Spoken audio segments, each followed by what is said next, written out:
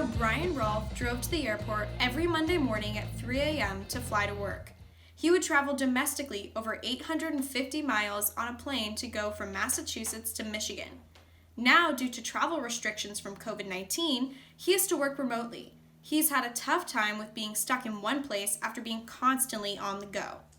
When I found out that we were going to fully remote, which we're doing now, at least through June, I was thinking I was going to struggle with the productive part of the work. I've actually thought about it differently over the past few weeks because I've seen how people respond. I think people were able to just persevere and work through being remote or distributed. Many business travelers were able to persevere during this pandemic with the help of video calls.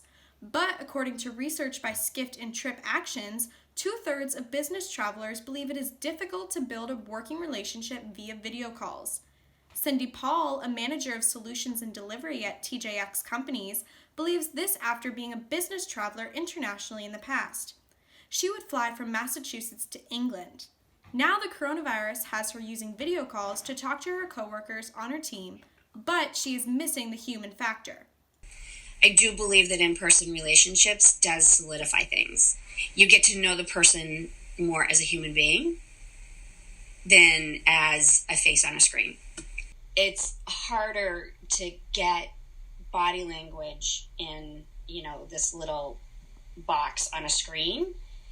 And I think that there's a certain amount of feeling when you're in a room with someone where you can better get their intent and what's underlying their words. And I think that's missing.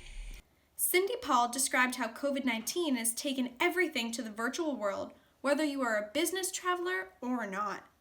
So from a traveling perspective, it doesn't matter whether you're in the same town, the same state, the same country.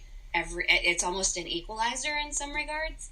With the coronavirus pandemic becoming an equalizer amongst business travelers and other workers, it is interesting to see how many people were able to persevere and continue working despite these unprecedented times.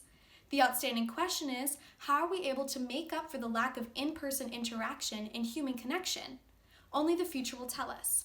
I'm Kinsley Rolfe for Chapman News.